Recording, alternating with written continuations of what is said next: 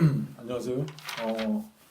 저번 시간에 이어서 과점 시장과 관련된 이야기를 하도록 하겠습니다.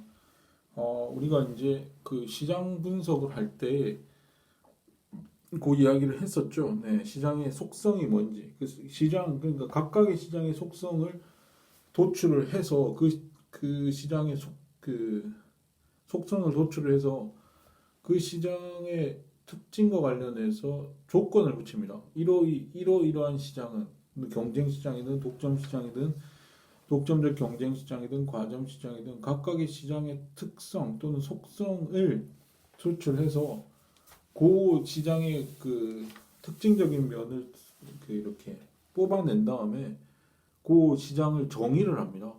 그 시장이 성립하는 조건들을 정의하게 되죠. 그 다음에 시장 분석을 하게 되고 시장 분석을 통해서 균형 분석을 하게 되고 그 다음에 경제적 후생의 효과를 판단을 해서 그 경제적 후생의 결과 비효율성이 초래된다면 그것이 이제 정부가 개입할 수 있는 여지를 가지고 오는 것이죠. 그 순서대로 이렇게 정리를 해놓은 거예요.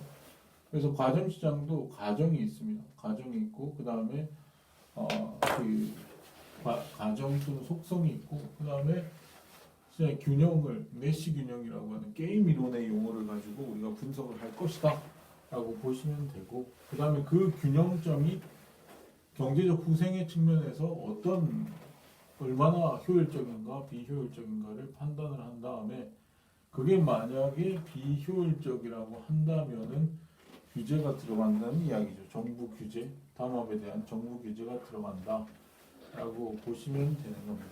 이제 거기에 대해서 이제 쭉 이게 쓰여져 있다. 과점 시장의 하나의 일관된 논리다, 논리 구조다라고 보시면 되고, 이건 이미 우리가 다른 시장과 관련된 이야기를 할 때도 이런 논리 구조를 가지고 이야기를 했다라고 보시면 됩니다. 자, 그래서 우리가 그 과점 시장이라고 하는 것은 그야말로 한마디로 이야기하라 그러면 전략적 상황이다라고 보시면 돼요. 전략적 상황에 봉착해 있는 시장을 기업들이 전략적 상황에 봉착해 있는 그런 시장을 우리가 과점 시장이다라고 이야기를 했고 그렇기 때문에 이 전략적 상황 또는 게임 상황이 존재되어 있기 때문에 우리가 게임 이론을 통해 가지고 분석을 할 수 있다라고 했죠. 그래서 그 과점 시장의 균형을 우리가 구할 때 게임 이론에서 말하는 내시 균형을 찾는 걸로 우리가 균형 분석을 할 수 있다라고 하는 겁니다. 물론 이제 과점 시장과 관련해서도 여러 가지 이제 그 분석 도구들이 있습니다. 그래프를 통해서 우리가 균형점을 찾을 수 있거든요. 굉장히 복잡합니다. 그러니까 독자적인 행동을 하는 경우에 균형점을 찾고요. 협조적 행동을 할 때의 균형점을 찾는 여러 가지 이제 모델들이 있습니다.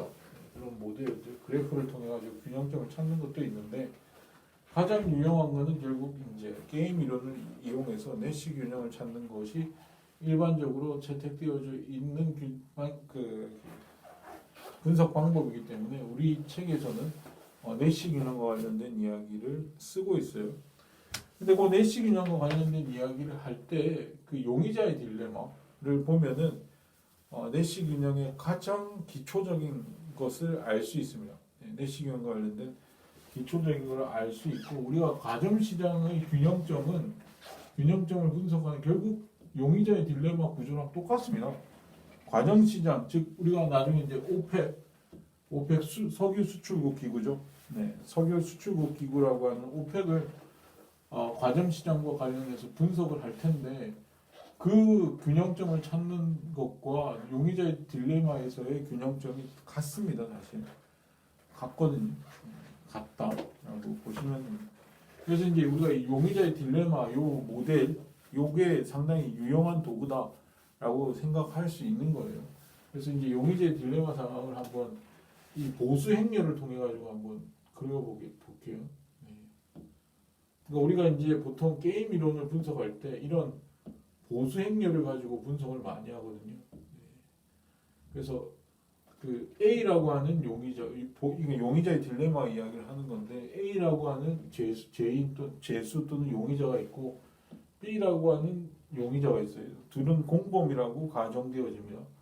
그리고 A라고 하는 용의자랑 B라고 하는 용의자의 전략이 두 가지 있어요. 네, 두 가지 전략이 있는데 하나 A라고 하는 전략은 자백, 그러니까 지금 자백을 할 것인가 아무런 말도 하지 않는 침묵을 할 것인가 이 두 가지 전략이 있다는 거예요. A한테는 B라고 하는 그 용의자한테도 마찬가지 전략이 있죠. 자백의 전략이 있을 수 있고 침묵의 침묵의 어떤 이렇게 전략이 있을 수 있다는 거예요.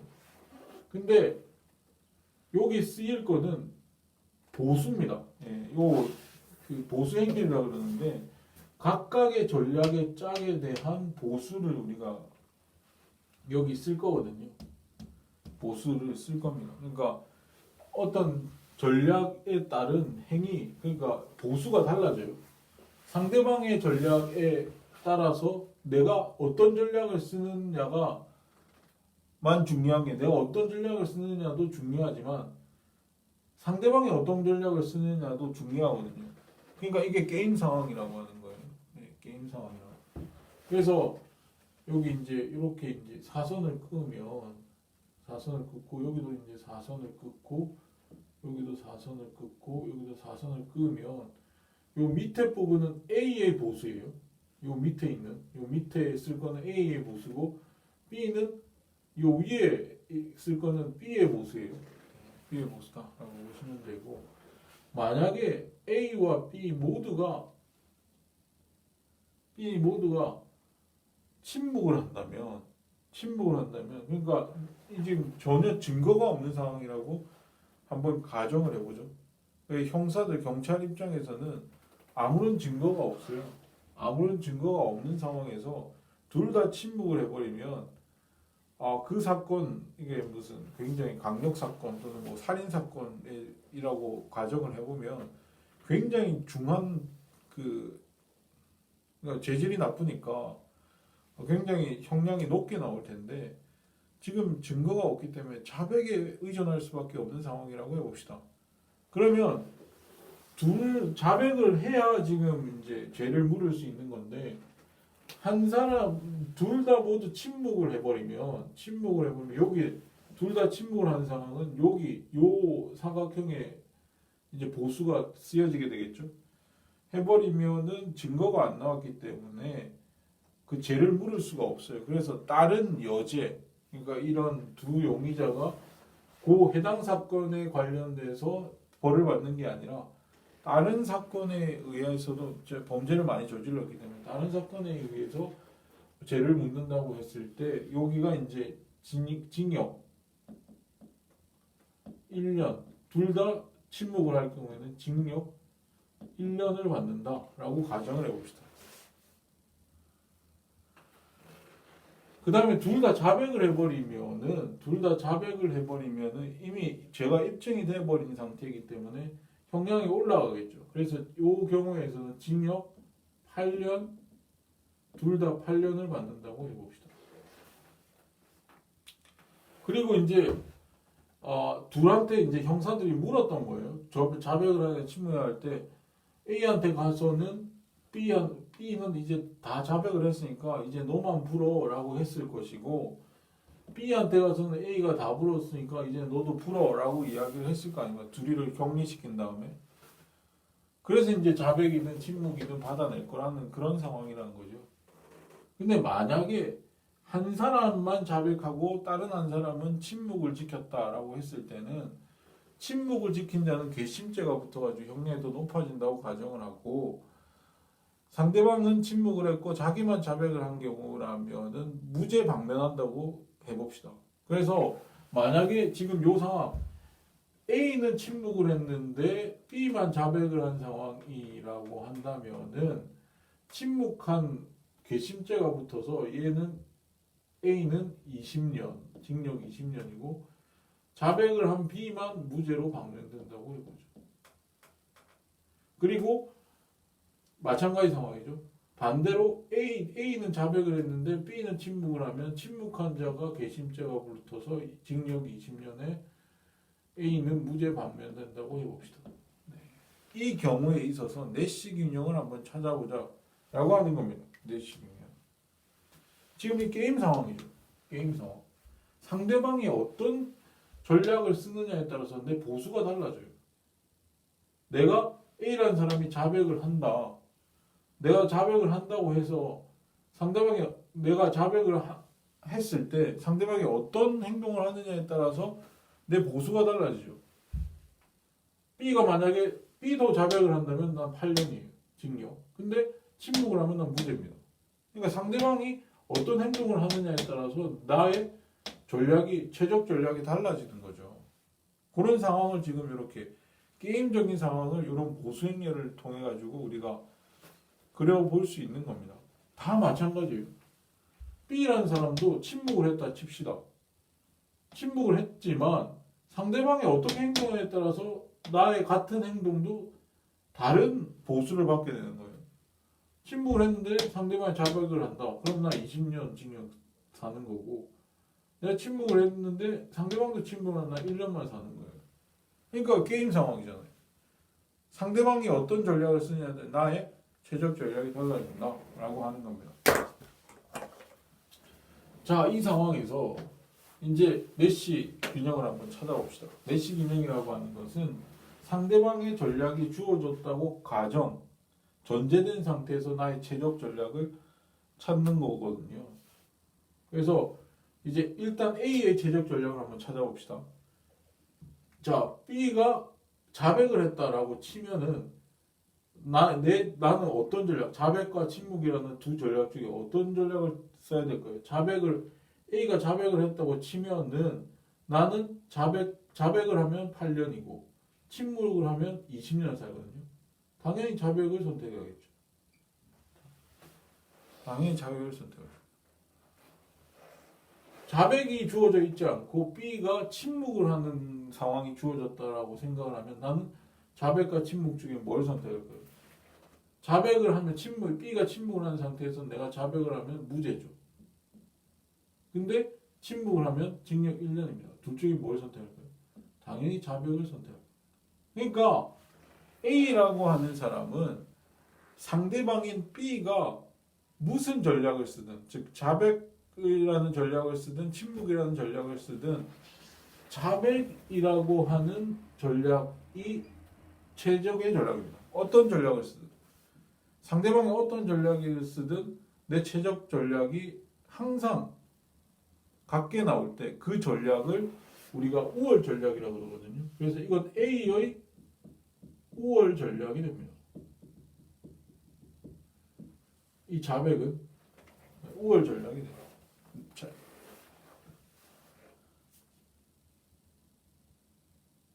그 다음에 B의 최적 전략을 한번 생각을 해보죠.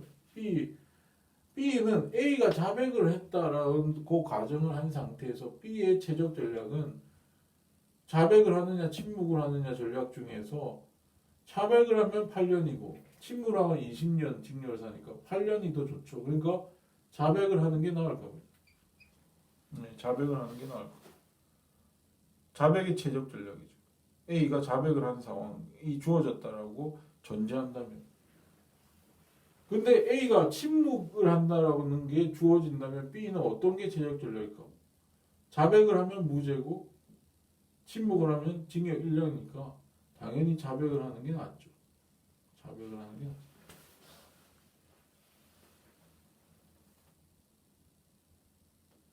그래서 A도 결국은 B가 어떤 전략을 쓰느냐에 상관없이 A가 자백이라는 전략을 쓰거나 침묵이라고 하는 전략을 쓰든 다 자백하는 게 우월 전략이에요. 이 자백은 B의 우월 전략입니다. 그래서 이 우월 전략의 짝을 우리가 우월 전략 균형이라고 그래요. 그래서 이 자백과 자백을 하는 거 둘 다 자백하고 이거는 A의 우월 전략이에요. 그 다음에 B의 우월 전략도 자백이었죠. 자백. 이게 A의 우월 전략이고 이게 이제 B의 우월 전략 이기 때문에 이 뒤에 쓴 거예요. 요 짝을 우리가 우월 전략 균형이라고 그래요. 전략 균형이라 그러고 이건 내시 균형의 일종입니다. 이건 내시 균형의 일종이에요. 우월 전략 균형은. 그래서 이것도 내시 균형이에요. 요게 자체가 내시 균형이자 우월 전략 균형이다 라고 보시면 되는 겁니다. 그래서 여기 적어놨죠. 우월 전략 균형 내시 균형에 포함된다 라고 보시면 돼요. 그래서 요 내시 균형을 요 찾은 거예요. 자백하는 거 찾은 겁니다. 근데 우리가 사실은 이렇게 합리적으로 각 개인이 판단을 했죠.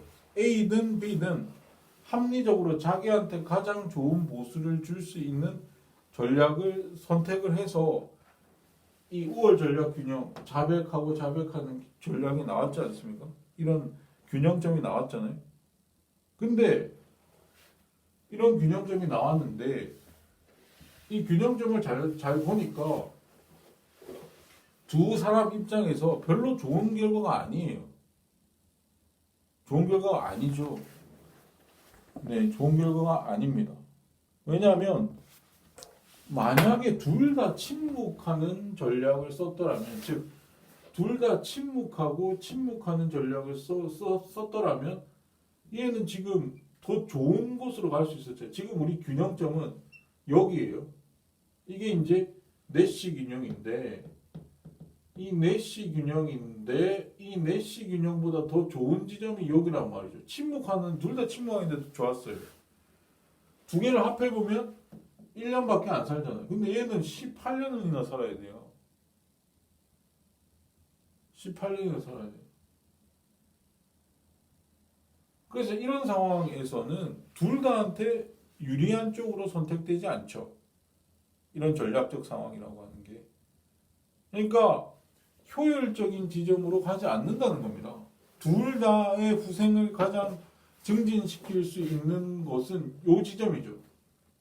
요 지점도 아니고, 요 지점도 아니고, 요 지점도 아니고, 요 지점이죠. 왜냐하면 이 둘이 합하면 징역 2년이잖아요. 요거는 합하면 징역 20년, 징역 20년, 징역 16년이니까 요게 제일 좋죠. 요 짝이 제일 좋죠. 요 짝이 제일 좋습니다. 근데 이걸 선택하지 않았죠.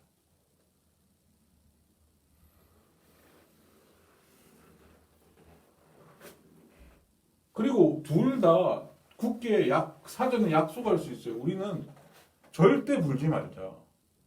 경찰에 가서 절대 불지 말자라고 굳은 약속을 했다고 쳐봐요. 그래서 상대방이 믿었습니다. 모두가 A라는 사람은 B가 침묵을 해줄 것이라고 믿었고 B라는 사람도 A가 침묵을 해줄 거라고 믿었어요. 그 믿는 상황에서 한번 A와 B의 최적 전략을 한번 생각을 해봅시다. 만약에 B가 침묵을 할 것이다라고 굳게 믿는다면, 즉 B가 침묵을 한다라고 굳게 믿는다면 A는 어떤 전략을 쓰는 게 좋을까요? B가 침묵하는 상황에서는 자백을 하면 A는 무죄고 침묵을 하면 징역 1년이에요. 그러니까 당연히 자백을 하는 게 낫죠. 자백을 하는 게 낫죠. 그러니까 B가 침묵을 한다고 굳게 믿는 A는 오히려 자백을 해버릴 거라는 거예요. 그래서 그리고 B도 마찬가지죠. B도 A가 침묵하는 상황이라고 강력하게 믿는 상황에서 자기의 최적 전략을 선택해보라 그러면 B도 A가 침묵하는 상황에서 B도 자백을 하면 무죄고 침묵을 하면 징역 1년이기 때문에 당연히 자백을 선택한다는 겁니다. 그래서 이 지점은 선택이 안 돼요. 안 됩니다. 합리적으로, 그러니까 A, B 둘 다 합리적으로 판단해서 선택을 하면 둘 다 좋은 결과를 얻을 수가 없어. 가장 후생 수준이 높은 그런 선택을 못 해요. 그래서 용의자의 딜레마라고 하는 요 상황은 그야말로 개인의 합리적인 선택이 결국 사회적으로 가장 높은 수준의 후생을 가져오지 않는다라고 하는 결론에 도달할 수 있게 만드는 것이죠. 개인들은 분명히 합리적인 선택을 했어요. 자신에게 가장 유리한 선택을 했습니다. 했음에도 불구하고 사회적으로 후생 수준이 높게 결론 지어졌느냐? 그렇지 않다는 거죠. 이게 용의자의 딜레마가 가지고 오는 하나의 메시지입니다. 근데 이 용의자의 딜레마는 과점시장에서도 그대로 과점시장의 균형을 찾는 과정에서도 그대로 그 결론이 나오거든요. 그러니까 각각의 과점시장 내에 있는 각각의 기업들은 합리적으로 행동을 합니다. 합리적으로 행동을 하지만 사회적으로는 가장 효율적인 지점에서 선택이 안 되는, 그러니까 사회적 후생 수준은 오히려 비효율성을 초래하는 그런 결론을 가지고 오거든요. 가지고 옵니다. 그 이야기를 한번 과점시장과 관련해서 이야기를 해볼 텐데, 용의자의 딜레마 상황이랑 똑같은 결론에 도달하게 됩니다. 즉 과점시장 기준 우리가 오펙을 가지고 석유 수출국 기구를 가지고 한번 요 이야기를 하면 지금 상황과 똑같은 결론에 이르게 되거든요. 그래서 우리가 용의자 딜레마와 관련된 이야기는 소개를 한 것인데 똑같은 결론을 가지고 오기 때문에 자 한번 이야기를 해봅시다. 오펙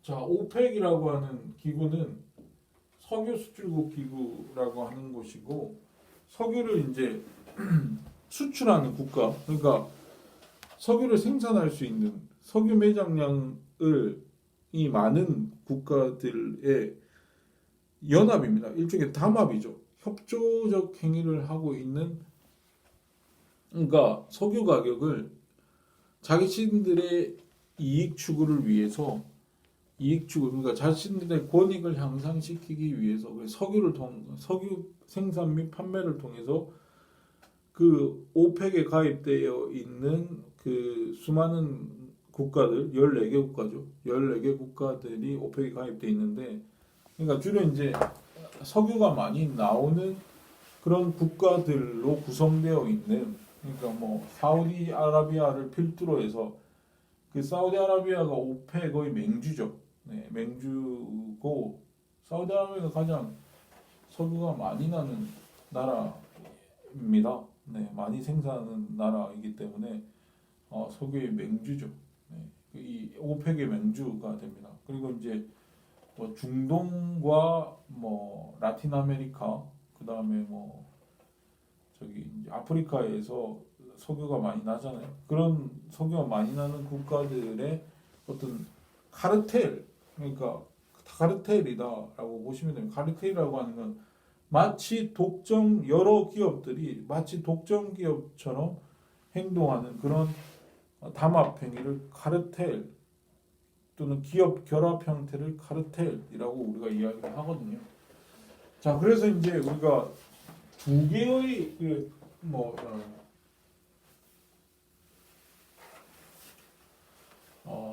오펙 내에 있는 두 개의 어떤 대표적인 국가를 뽑아서 이야기를 한번 해보도록 하겠습니다. 자, 이란이랑 이라크. 이거 뭐 초기 멤버죠. 네, 원래 오펙은 5개 국가로부터 시작해서 지금 14개 국가로 이제 가입국이 늘어난 상태인데, 하여튼 이제 초창기부터 가입되어 있었던 두 나라입니다. 이란과 이라크는. 그래서 이제 그 생산량을 많이 생산한다, 높은 수준에서 생산한다는 전략을 하이 전략이라고 하고, 석유를 적게 생산하는 거, 그걸 로우 전략이라고 그러죠. 이라크도 마찬가지 전략이 두 개입니다. 하이 전략이 있고 로우 전략이 있다라고 한번 가정을 해봅시다. 그 상황에서 우리가 아까 이야기했듯이 이런 보수가 주어질 거예요. 이런 보수 행렬, 보수가 주어질 거. 위에 쓰는 건 이라크의 보수고 밑에는 이란의 보수가 쓰여질 것이다 라고 보시면 되고, 만약에 두 국가가 모두 석유를 많이 생산을 하게 되면 사실은 보수가 적게 되죠. 너무 석유가 많이 공급되게 되면 석유 시장에서 석유 가격은 내려갈 거예요. 그래서 보수가 작아지게 됩니다. 그래서 두 그룹의 보수가 150으로 그렇게 높지 않다라고 생각을 해봅시다. 보수가. 근데 반면에 만약에 둘 다 낮은 수준에서 생산을 한다 그러면 국제 석유 시장에서 그 공급이 적게 공급되니까, 석유가 적게 공급되니까 당연히 석유 가격은 올라갈 것이고, 이라크와 이란의 보수는 더 올라갈 거예요. 이 150보다 170 이렇게 될 겁니다. 그리고 나머지 상황에서 로우와 하이, 한쪽은 석유를 많이 생산하고 한쪽은 적게 생산하는 상황이다라고 해보면, 적게 생산하는 자가 손해입니다. 그러니까 둘 중에 하나라도 적게 생산을 하면 국제 유가는 어느 정도 높은 수준에서 유지되기 때문에 많이 생산한 애들이 더 유리하겠죠. 네, 당연하죠. 네, 단가는 같습니다. 같은데 많이 생산하면 많이 생산할수록 더 많은 수입을 얻을 수 있으니까, 한쪽이 석유 수출을 적게 해주는 바람에 석유 가격은 일정 정도로 높은 수준에서 유지되는 상황인데, 당연히 많이 생산한 자가 더 많은 수익을 얻을 수 있겠죠. 그래서 만약에 이란이 많이 생산하지 않고 적게 생산하고 이라크만 높게 생산한다 했을 경우에는 이라크가 더 큰 이득을 얻어서 200, 이란은 120밖에 이득을 얻지 못한다, 이렇게 할 수 있죠. 반대. 이라크가 적게 생산하고 이란이 많이 생산하게 되면 요게 200이 되고 요게 120 이렇게 되겠죠. 반대가 될 겁니다. 자, 이 상황은 사실 용의자의 딜레마 상황이랑 똑같습니다. 네, 똑같은데 한번 해보면, 내시 균형을 찾아보면, 이라크가 높은 수준의 그 석유를 생산한다고 가정을 한 상태에서 내 최적 전략은, 높은 수준의 생산을 하면은 이란은 150이고 낮게 생산하면 120이니까 당연히 높게 생산을 하겠죠. 높은 수준에서 생산을 할 것이다. 그 다음에 이라크가 낮은 수준에서 생산량 수준이 낮다라고 한다면 가정된 상태에서 이란은 생산량을 많이 늘리면 보수가 200이고 낮으면 170이니까 당연히 높게 생산하겠죠. 즉 이라크가 석유 생산량 수준을 높은 수준에서 생산하든 낮은 수준에서 생산하든, 5월 전략은 많이 생산하는 것, 높은 수준에서 생산하는 것이 5월 전략이다라고 보시면 되는 거예요. 그러니까 이란의 5월 전략은 하이다라고 보시면 돼요. 반대로 이란이 전략이 주어졌다고 가정된 상태에서 최적 전략을 구해보면, 이란이 하이라고 한다면 이라크는 150과 120 중에 당연히 150이니까 하이 전략을 쓰게 되겠죠. 그리고 이란이 로우 전략을 쓴다고 가정할 경우에 이라크는 200과 170 중에 200을 선택할 것이니까 당연히 하이를 선택하기 때문에, 이라크도 이란이 어떤 전략을 쓰느냐와 상관없이 모두 하이를 쓰는 게 최적 전략이기 때문에 하이가 이라크의 5월 전략이 되겠죠. 그 5월 전략의 즉 하이가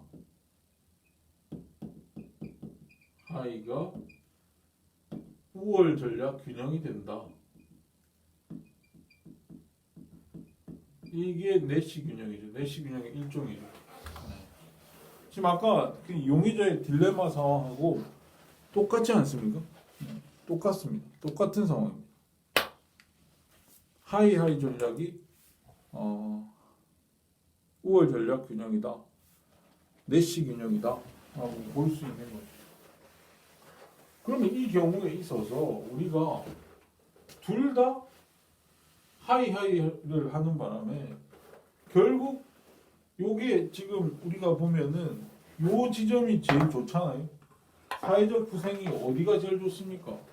이란과 이라크 측을 보면 이게 제일 좋잖아요. 이거 합하면 지금 340입니다. 둘이 합하면 340. 제일 커요. 이건 300이고 요건 뭐예요? 320, 320이니까 이게 제일 크죠. 큽니다. 이쪽이 제일 큽니다. 근데 시장에 가만히 내버려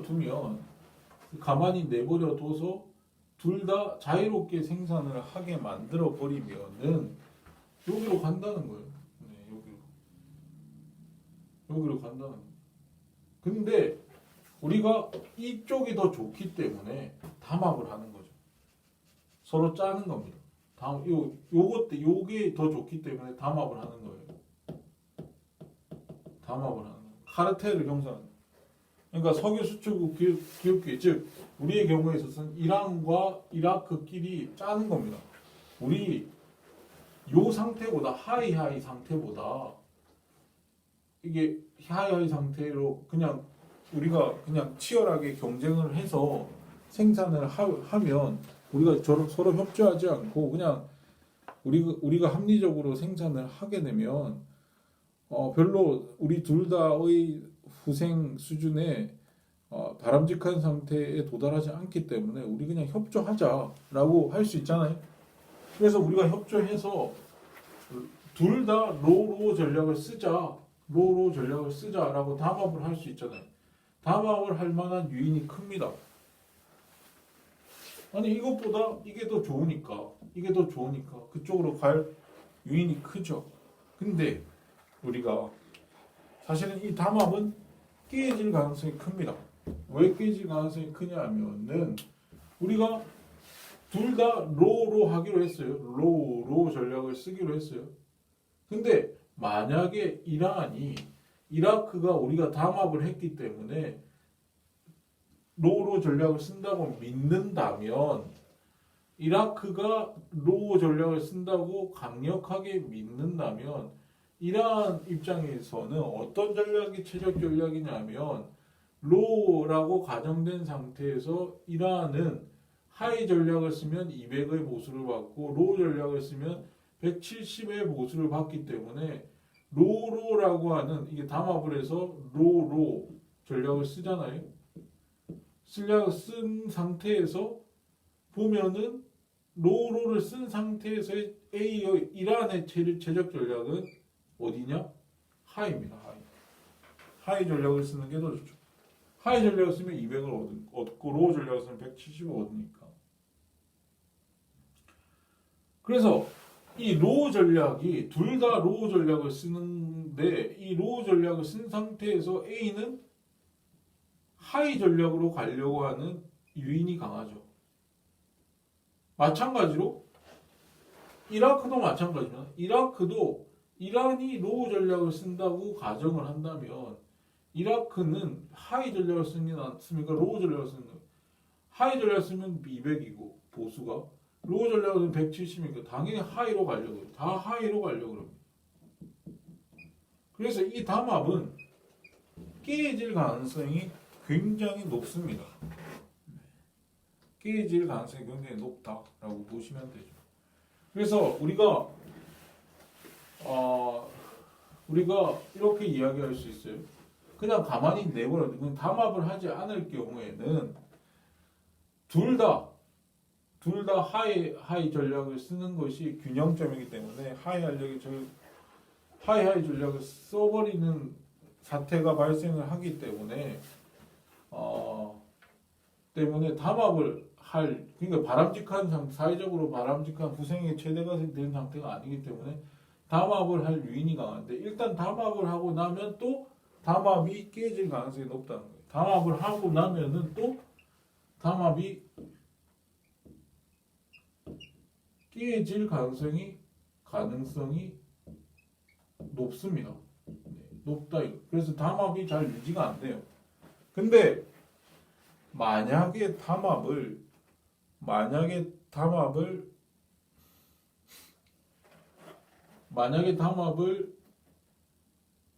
한 상태에서 우리가 이건 이례적인 게임이라고 가정을 한 상태에서는 담합이 아무 소용이 없는데 만약에 이게 반복 게임이다라고 하면 다음 기회 만약에 약속을 깬 사람 그 당사자에 대해서 약속을 깬 당사자에 대해서 이게 보복을 할 가능성이 있다 그러면은 깰 가능성이 많지 않죠. 만약에 이 담합을 한 상태라면 예컨대 이렇게 봅시다.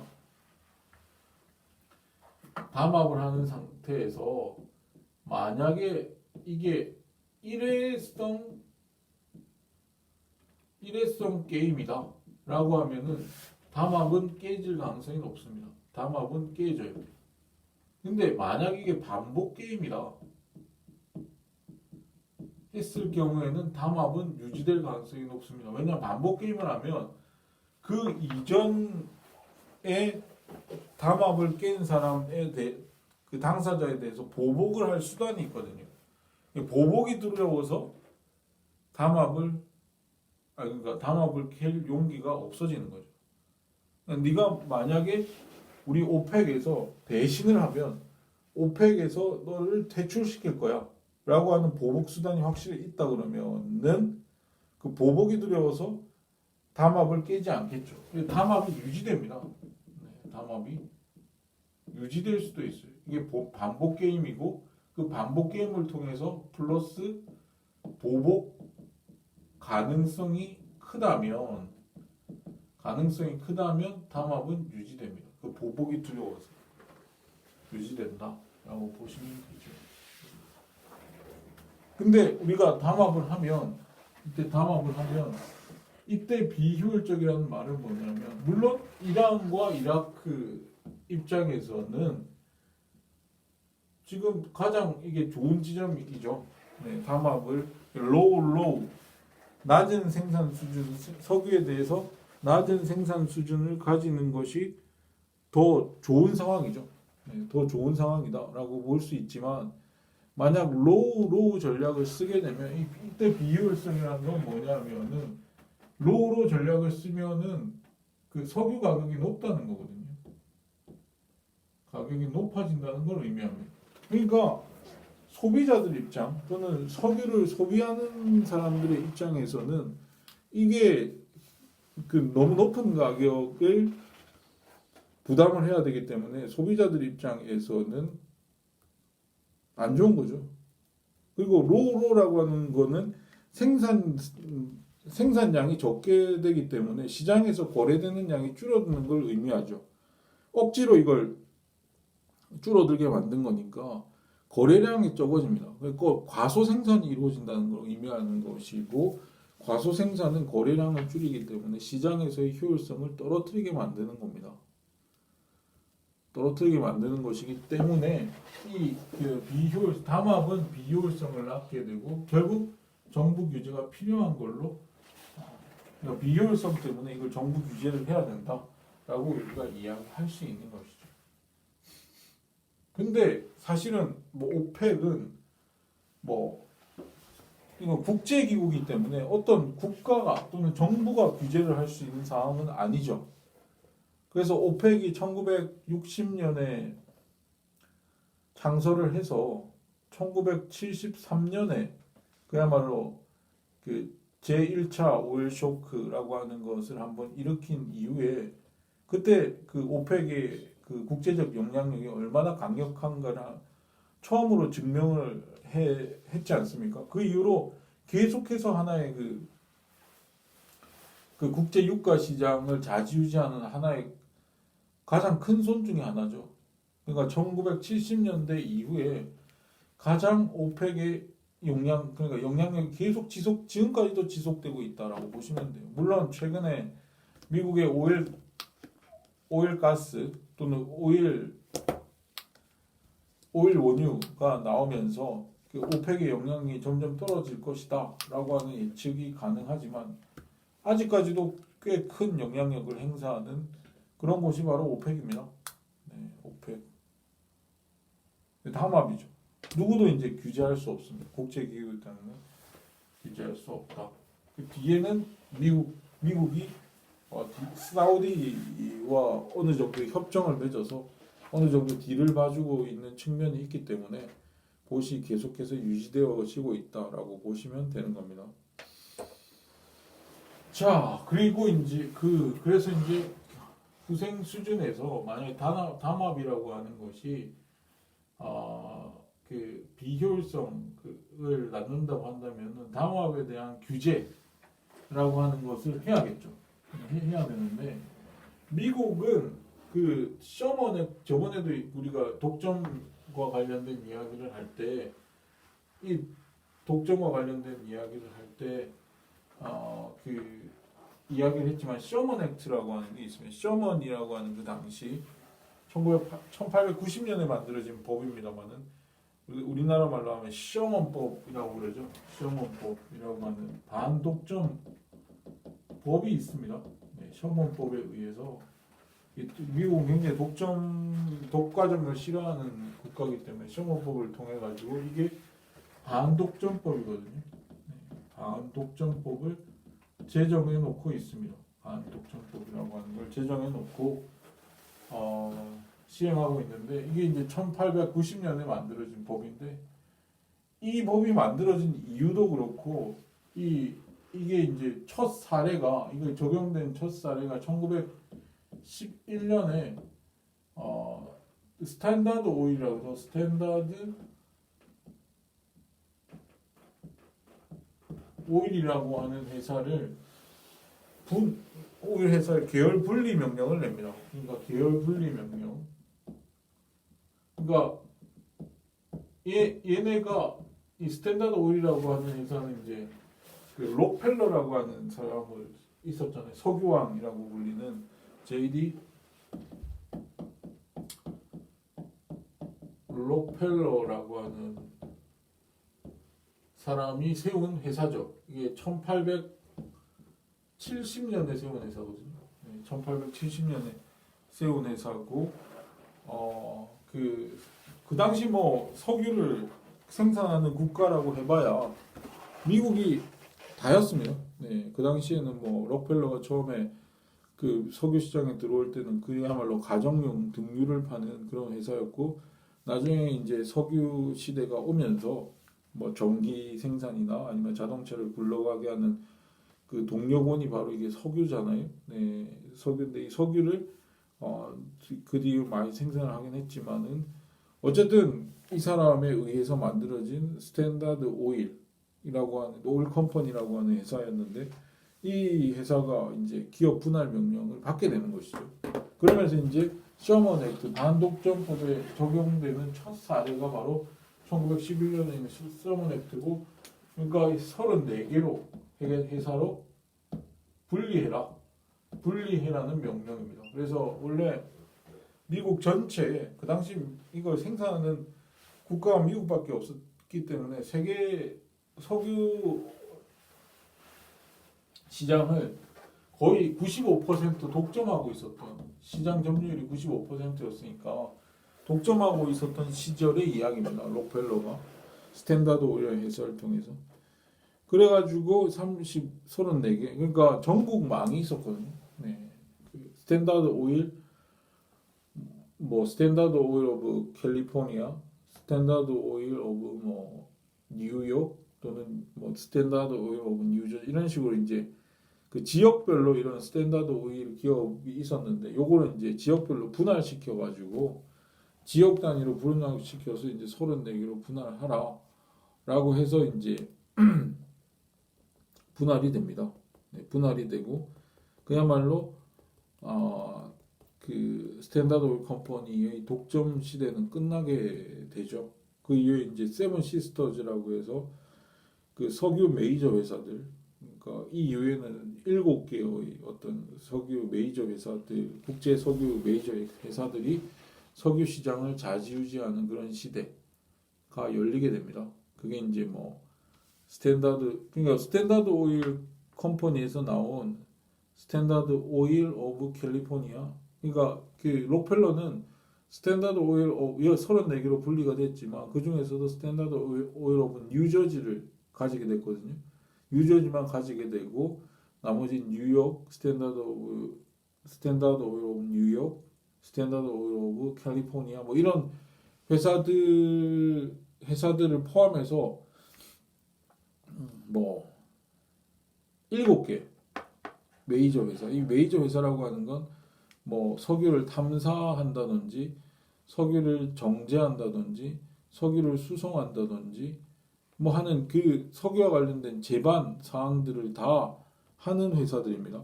그런 회사들이 국제 석유 시장을 좌지우지하던 세븐 시스터즈의 시대가 열리는 계기도 되죠.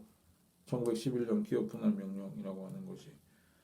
그리고 이제 1970년대에 들어와서 새로운 그 석유 시대 강자가 바로 세븐 시스터즈의 시대가 쭉 가다가 1910년대부터 가다가 1970년대 들어와서 오펙이라고 하는 강자, 국제 유가 시장에서 오펙이라고 하는 강자가 들어서게 되죠. 그 어떤 시대적 변화의 하나의 분기점으로서 이 셔먼 액트가 국제 석유 시장, 그러니까 석유 시장의 하나의 그 계기를 마련한 게 이게 셔먼 액트고 그 기업 분할 명령이었다라고 보시면 됩니다.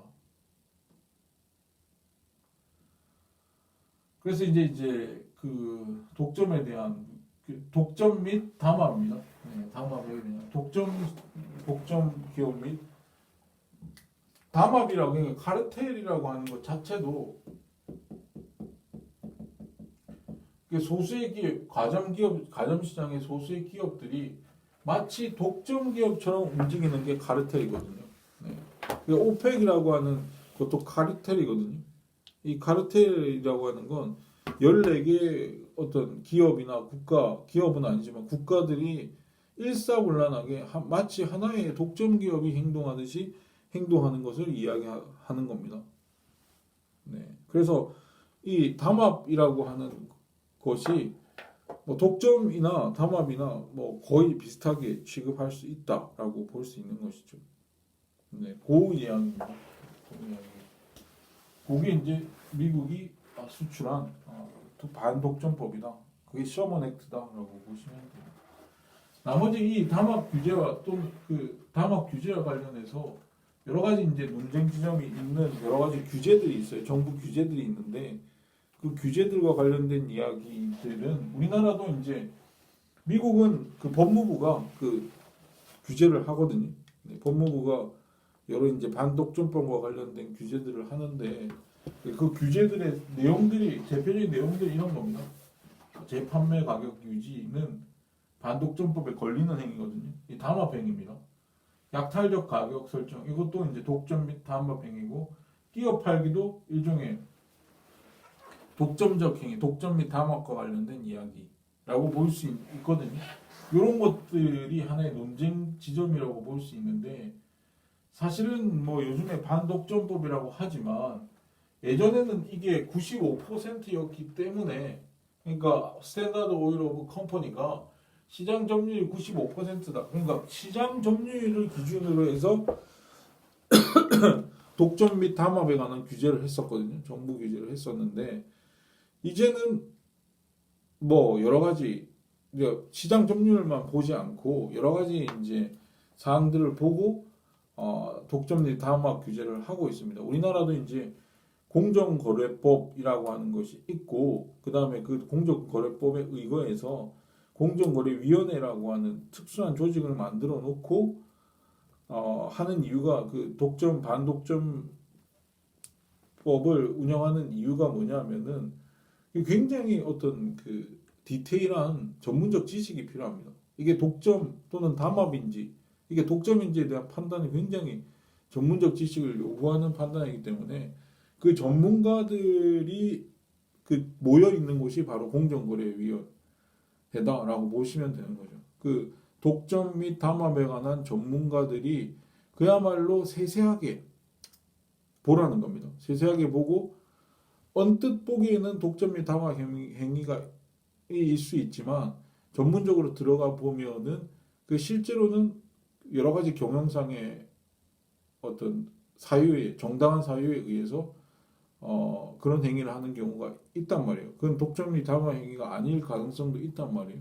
합리적 이유 때문에 이러저러한 우리가 눈에 보기에는 이러저러한 행위, 이런 행위들이 일종의 독점 및 담합 행위로 보여질 수 있는 여러 가지 항목들인데 전문적으로 들어가 봐야 그게 실제로는 정당한 사유에 의한 것인지 불법적인 사유에 의한 것인지가 알 수 있기 때문에 우리나라에서는 별도의 기관을 둬서 그러니까 독점 및 담합에 대한 전문 지식을 가지고 있는 사람들이 거기에 들어가서 그런 판단을 하도록 만들어 놓은 것입니다. 자, 그 이야기는 그 아주 세밀한 그 독점 및 복독점과 담합에 관한 그 세밀한 이야기는 요런 이야기를 하면서 할 수 있을 텐데 그 이야기는 다음 시간에 하도록 하겠습니다. 수고하셨어요.